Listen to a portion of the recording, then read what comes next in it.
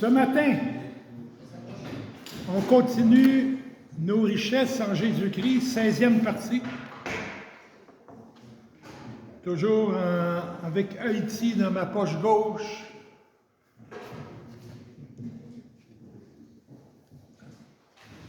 Et le thème de ce matin, c'est « Dieu m'adopte, je suis son fils, je suis sa fille ». Le mot « adoption », dans voyons, comment ça s'appelle, théologique, Wayne Gruden, comment ça s'appelle, dictionnaire, pas systématique. Oui, systématique. oui. Comment tu dis? Théologie systématique. Théologie systématique, oui. Il donne une définition de le mot adoption, bibliquement parlant. C'est l'adoption est un acte de Dieu par lequel on fait de moi un membre de sa famille, de la famille de Dieu.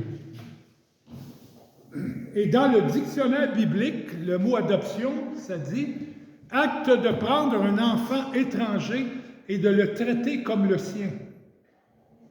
Et ça nous rappelle, il y a un personnage dans l'Ancien Testament qui vraiment il dépeint ça, qui a été adopté, c'est Moïse.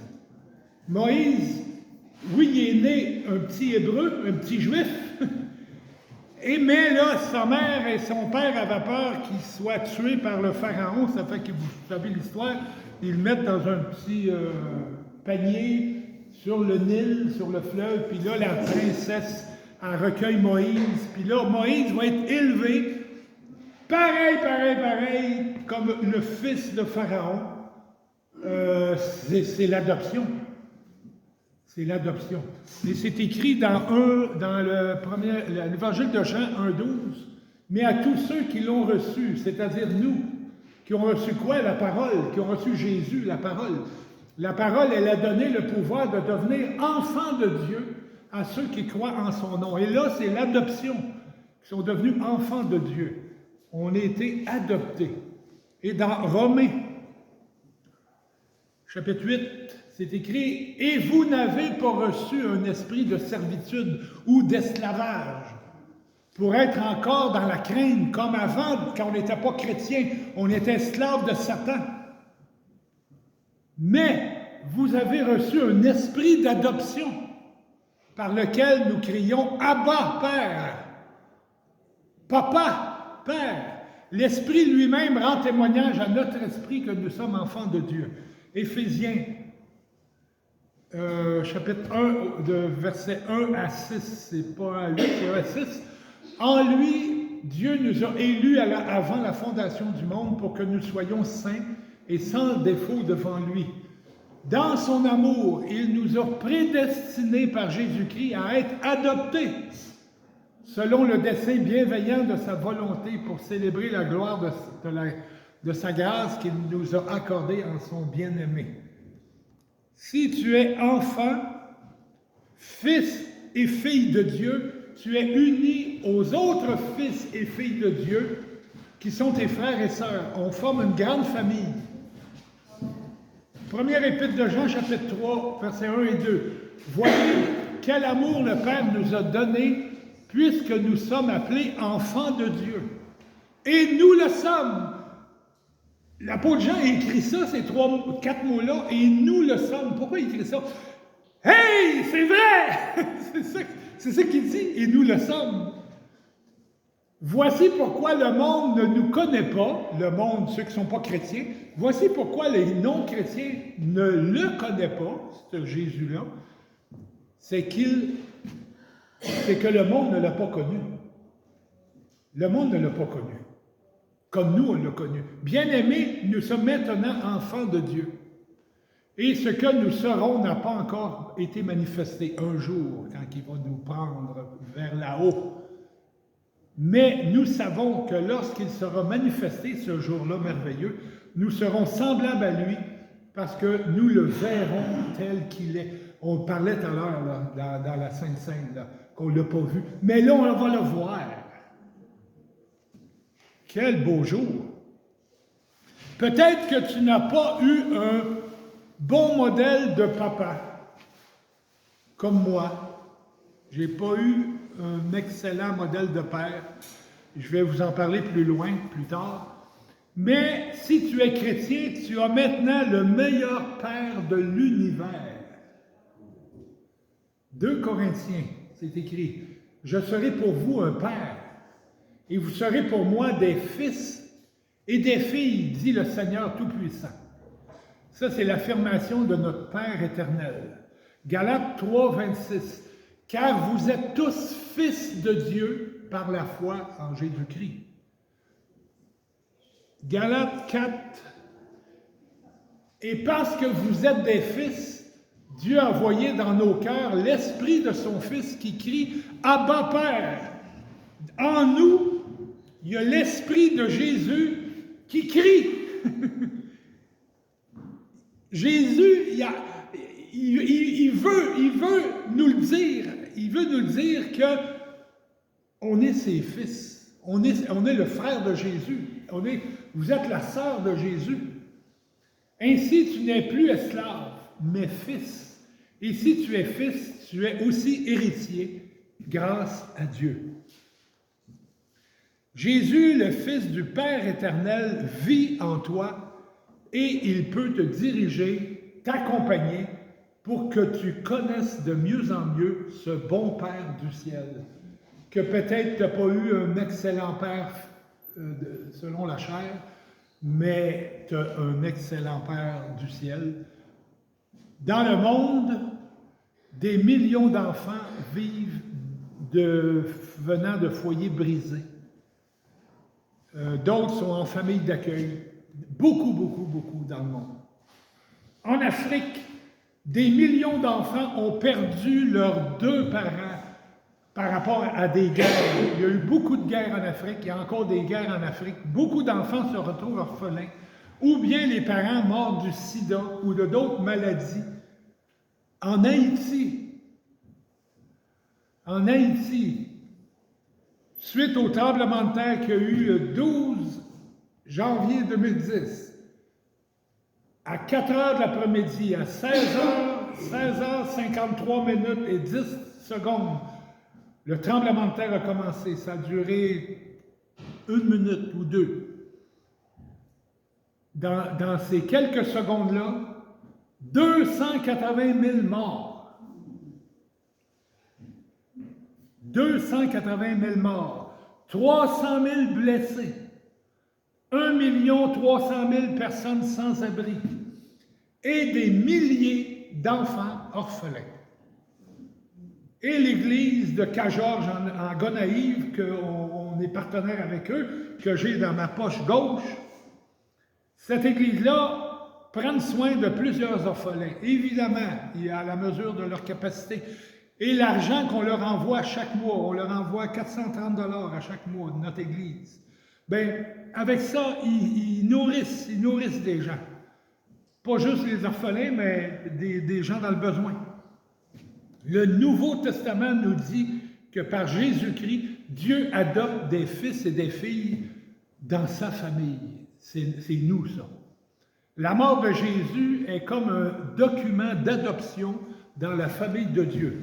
Quand tu te convertis, quand on croit que Jésus est mort pour nous réconcilier avec Dieu, en même temps, notre adoption est complétée. La formulaire d'adoption est complétée. On devient enfant de Dieu dans la famille de Dieu.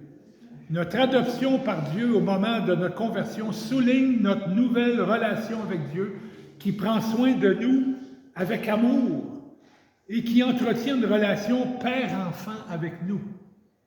Je reviens avec le verset du début, mais à tous ceux qui l'ont reçu, la parole a donné le pouvoir de devenir enfants de Dieu, à ceux qui croient en son nom. Donc, on a été adoptés. Il n'y a pas de plus grande bénédiction que de vivre une relation d'amour paternel avec Dieu.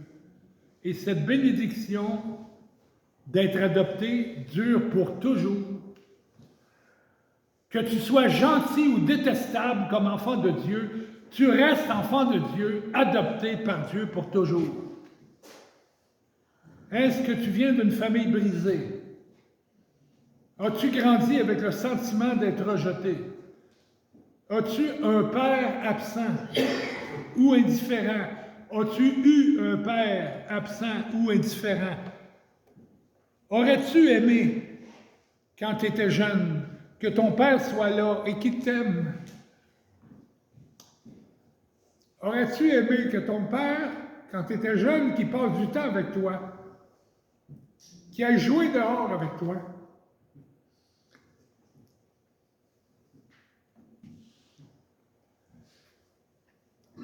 Qu'il te serre dans ses bras.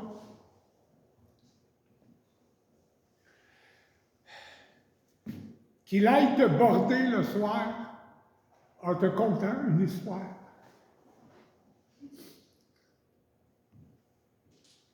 J'ai eu un bon père qui buvait pas, qui n'était pas violent, qui aimait ma mère.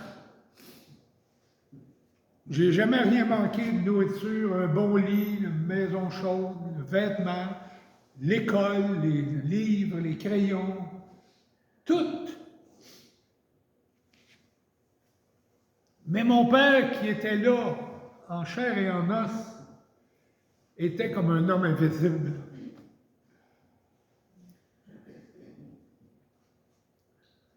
C'était le cas de bien du monde dans ma génération.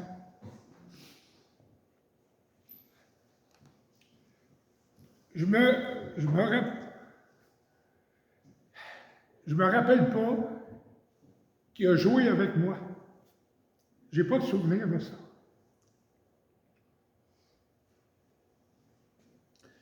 Je me rappelle pas qu'il m'a aidé à faire mes devoirs. Je me rappelle pas qu'il m'ait bordé en me contant une histoire. Je me rappelle pas qu'il m'ait pris dans ses bras. Je me rappelle pas qu'il m'ait dit « je t'aime ». Mais la première fois qu'il m'a dit « je t'aime », c'est parce que moi, j'y ai dit le premier. Et là, il y avait... Quel âge, Brigitte? 80. 80 quelques. Il y avait 80 quelques années.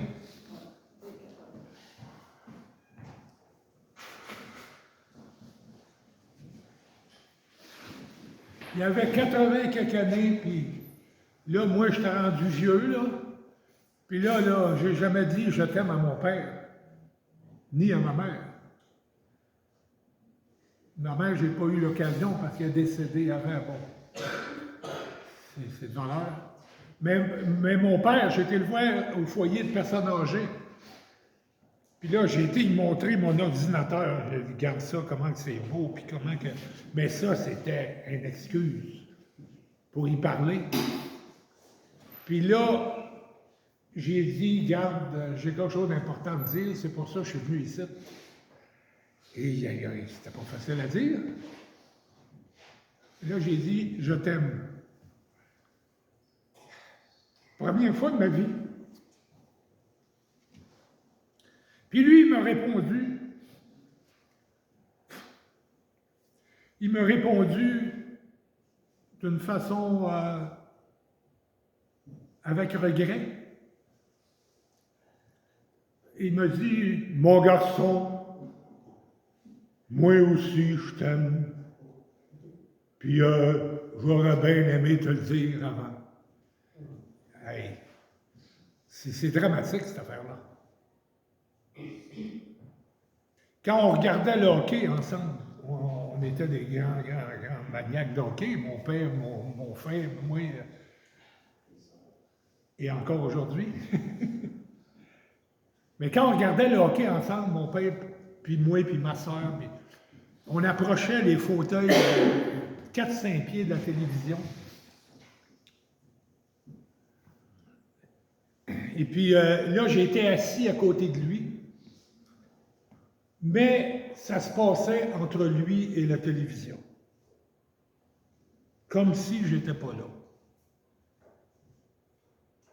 Il n'était pas méchant, il n'était pas violent, mais il était indifférent, absent, invisible.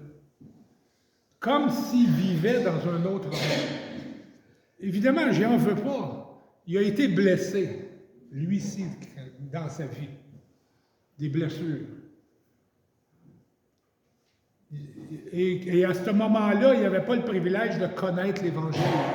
Il n'était pas chrétien, moi non plus, personne dans la famille.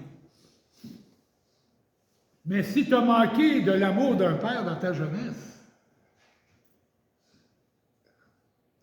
Dieu a fait de toi son enfant. Et Dieu est le meilleur père de l'univers. Au fil des années de ma vie chrétienne, j'ai appris à connaître mon Père céleste. Un Père présent, attentionné, aimant. Mon Père terrestre qui était invisible a fait place à mon Père céleste qui est presque visible dans ma vie. C'est drôle, mais j'ai parlé de ça durant la Sainte Seine. Et c'était pas prévu dans le coup, je veux dire. Quand tu es déprimé, découragé parce que tu n'as pas été gâté dans ta jeunesse, tourne-toi vers ton Père céleste. Et maintenant que tu es son enfant, sois obéissant à chaque fois que ton Père céleste te demande de faire quelque chose. Obéis, s'il te plaît. Parce que jamais il va te demander quelque chose au-delà de tes capacités. C'est tout le temps pour notre bien. Obéis.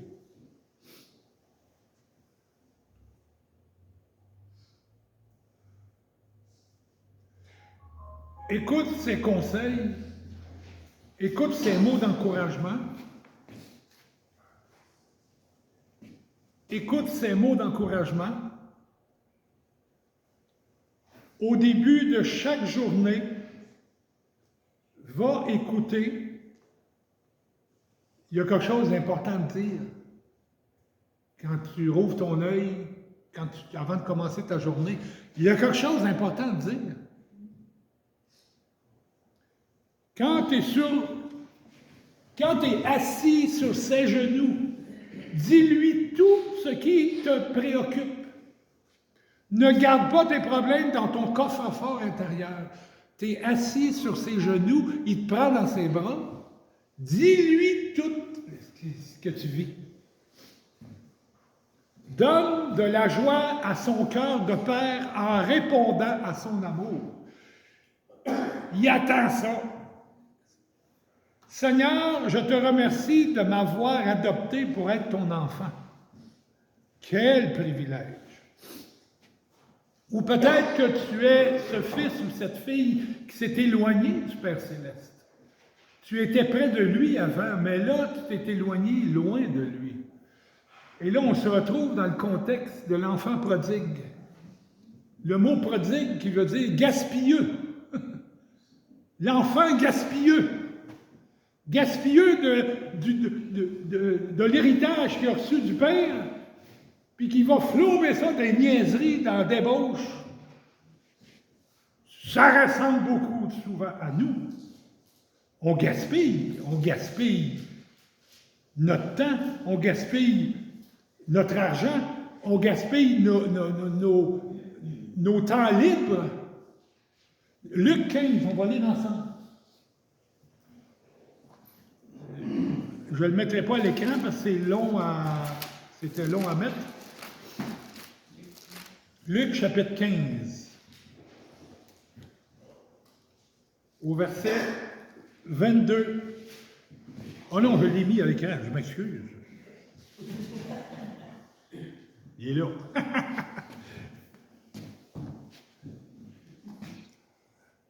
Mais le Père dit à ses serviteurs, là, le Fils, là, il n'y a plus une scène, là. Puis là, il voit bien là, qu'il a fait un bien mauvais coup de foutre le camp et de gaspiller son argent. Et là, il se dit, il faudrait que je retourne chez moi, mon père. C'est ça qu'il fait. Il ne fait pas juste le penser puis le dire. Il met ses bottines. Il met des bottines à ses babines. Il retourne à la maison. Mais le père dit à ses serviteurs, le père, il le voit approcher, il va le chercher. Apportez vite la plus belle robe et mettez-la lui. Mettez-lui une bague au doigt et des sandales pour ses pieds. Amenez le veau gras et tuez-le, mangeons et réjouissons-nous, car mon fils que voici était mort, et il est revenu à la vie, il était perdu, et il est retrouvé, et ils commencèrent à se réjouir. Mon fils. Et non pas quand il est revenu. Qu'est-ce que je t'avais dit? T'es bien niaiseux! Non. Waouh! Il est revenu! Si tu prends la décision de retourner vers ton Père, sois certain que toutes tes tentatives de revenir vers ton Père céleste, que ce soit ta première tentative, ta deuxième, ta troisième, ta 20e, ta 100e tentative de retourner, il va t'accueillir. Et sans jamais te chicaner. Jamais. Un autre privilège d'être un fils ou une fille de Dieu. Et ça aussi, c'est un très grand privilège, malgré ce que vous allez entendre. Mais le grand privilège d'être son fils ou sa fille, c'est d'être corrigé par lui. Il nous corrige. Hébreux chapitre 12. Là, on va prendre notre Bible.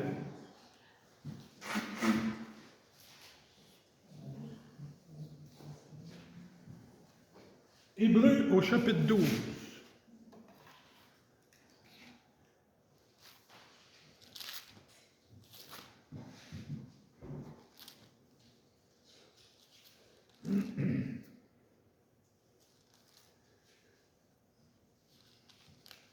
Verset 5.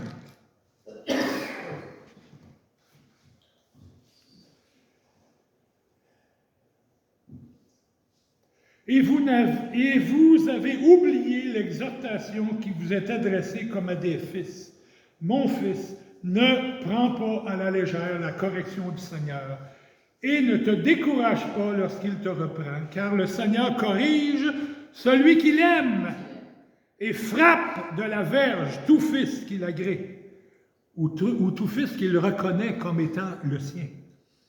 Supportez la correction c'est comme des fils que Dieu vous traite. Car quel est le fils que le Père ne corrige pas?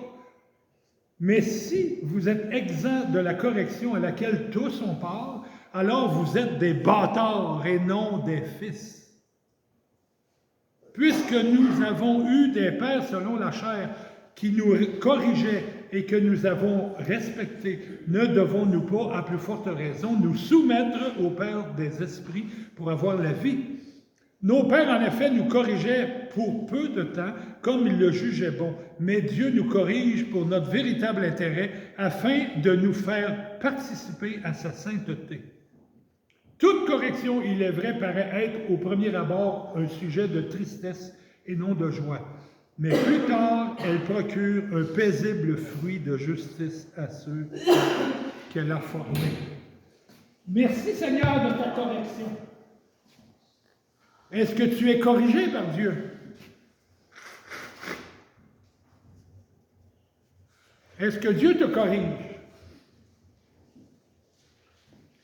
C'est pour ça qu'on peut lui dire dans la prière universelle, « Notre Père qui est aux cieux ».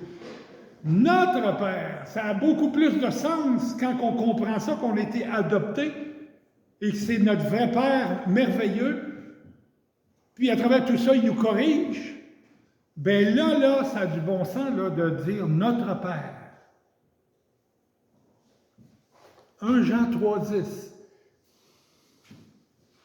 C'est par là que se manifestent les enfants de Dieu et les enfants du diable, les chrétiens et les non-chrétiens. Quiconque ne pratique pas la justice n'est pas de Dieu. Non plus celui qui n'aime pas son frère. Tu aimeras le Seigneur ton Dieu de tout ton cœur, de toute ta force, de toute ta pensée, et tu aimeras ton prochain comme toi-même. Non plus celui qui n'aime pas son frère. De là qu'on différencie les chrétiens des non-chrétiens. Les enfants de Dieu, les enfants du diable. quand on grandit et qu'on arrive à l'adolescence, on a le désir profond d'être accepté et accueilli par nos amis. Et là, on cherche une ou un partenaire pour notre vie. J'étais en secondaire 5, 17 ans. On cherche une partenaire pour notre vie qui va m'aimer, m'accepter avec mes faiblesses et mes manquements, sans la menace d'être rejeté pour un rien. J'ai déjà entendu du monde dire quand j'étais adolescent, je voulais être accepté par les autres, donc s'il sacrait, je sacrais, s'il fumait, je fumais, s'il buvait, je buvais, s'il prenait de la drogue, j'en prenais. Je voulais être accepté. J'ai entendu des gens dire ça dans des témoignages. Certaines personnes cherchent l'acceptation dans des performances sportives, d'autres dans des résultats scolaires, d'autres dans une marque de vêtements. Certaines jeunes filles cèdent aux pressions de leur petit ami dans l'espoir qu'en lui donnant tout ce qu'il veut, il va être l'amoureux romantique parfait. Et Brigitte n'a pas plié là-dessus. On n'était pas chrétiens. Et je rencontre Brigitte, la belle Brigitte, on a 17 ans. Et je suis plein de testostérone. Et Brigitte est tellement affriolante. Et là, je lâche pas d'essayer de dire « Hey Brigitte, ah ouais donc Brigitte, ah ouais donc Brigitte ». Mais non, elle disait non. Aïe, aïe, aïe, aïe, aïe, aïe, aïe. Mais Brigitte n'a pas plié là-dessus. Certaines jeunes filles cèdent aux pressions de leur petit ami dans l'espoir qu'en lui donnant ce qu'il veut, il va être l'amoureux romantique parfait. Non, c'est vraiment pas ça. Plusieurs personnes accordent beaucoup d'attention à leurs apparences comme moyen d'être acceptés. Plusieurs de ceux qui n'aiment pas leur propre apparence ont de la difficulté à accepter comment ils sont. Comme chrétiens, c'est très important de comprendre que Dieu nous accepte complètement comme nous sommes, en Christ. L'accueil de Dieu n'est pas quelque chose qu'on reçoit parce qu'on le mérite ou qu'on est présentable devant lui. Non. On n'a pas besoin de faire le bien, d'être beau, de travailler fort pour être accepté par Dieu. Mais oui, faisons le bien. Je ne suis pas en train de dire qu'il ne faut pas faire le bien. Mais ce n'est pas par rapport à ça qu'on va réussir à être accepté par Dieu. La seule chose que Dieu exige pour être accepté par lui, c'est qu'on se détourne du mal et qu'on s'abandonne dans les mains de Jésus-Christ. C'est la seule chose que Dieu exige. Parce que Dieu nous accepte gratuitement à travers sa miséricorde et sa grâce en Jésus-Christ. Si tu n'as pas cru que Jésus est mort pour tes péchés, Dieu ne t'accepte pas. Point final. Il est en colère après toi. Jean 3, 36. Celui qui croit au Fils a la vie éternelle. Celui qui ne se confie pas au Fils ne verra pas la vie, mais la colère de Dieu demeure sur lui. Romains 2, 5. Mais par ton endurcissement et par ton cœur impénitent à ne pas vouloir croire, tu t'amasses un trésor de colère pour le jour de la colère et de la révélation du juste jugement de Dieu. Mais tourne-toi vers Jésus, qui a subi la colère de Dieu à ta place. Romains 5, 8 à 10. Mais en ceci, Dieu prouve son amour envers nous, lorsque nous étions encore pécheurs, quand on ne voulait rien savoir de lui. Christ est mort pour nous. À bien plus forte raison, maintenant que nous sommes justifiés par son sang. On a pris la coupe tout à l'heure qui symbolisait qu'on a cru, j'ai cru que Jésus, son sang a coulé pour enlever mes péchés. Bien, à bien plus forte raison, maintenant que nous sommes justifiés par son sang, serons-nous sauvés par lui de la colère. Ne plus de colère pour nous, ne plus. Car si lorsque nous étions ennemis, quand on n'était pas chrétiens, nous avons été réconciliés avec Dieu par la mort de son Fils, à bien plus forte raison, étant réconciliés, serons-nous sauvés par sa vie. Quel beau verset! Dieu a fait les premiers pas pour qu'il ne soit plus en colère contre toi. Il a traité son Fils comme un coupable, sa colère est tombée sur son Fils à la croix pour que tu sois délivré de sa colère. 1 Thessaloniciens 1,10 et pour attendre des cieux son Fils qu'il a ressuscité d'entre les morts, Jésus, qui nous délivre de la colère à venir. Si tu n'as pas cru que Jésus est mort pour tes péchés, tu dois te repentir de tes péchés, tu dois demander pardon et croire que Jésus est mort pour toi. Et à partir de là, tu seras accepté par Dieu. Voici comment Dieu me montre qu'il m'accepte. Ben, c'est quand je crois que son Fils est mort pour mes péchés. C'est là que Dieu m'accepte. Avant ça, il ne m'accepte pas. Mais quand le jour où j'y crois, il m'accepte. Dieu me déclare juste. Il vient vivre en moi. Il me donne la pleine communion avec lui. Il m'adopte dans sa famille. Il me promet de ne jamais me laisser ni de m'abandonner, que je sois un bon chrétien ou un mauvais chrétien. Non, il continue de m'accepter. Comme c'est merveilleux d'être profondément convaincu que par la foi en Jésus-Christ, Dieu m'accepte complètement et pour toujours. Quel privilège d'être adopté par le meilleur Père de l'univers. Tout un privilège. Donc, vivons dignement pour lui. Pas parce que ça va faire en sorte qu'on va être plus accepté. Non, ça n'a rien à voir. Il nous accepte, mais vivons pour lui. Vivons pour lui. Rejetons le péché dans nos vies. C'est ça qu'il veut. Le reste, ça n'a aucune importance. Ça n'a aucune importance. Tout le reste, ça n'a aucune importance. La seule chose importante, c'est de croire qu'il est mort pour mes péchés et de vivre pour lui. Point final.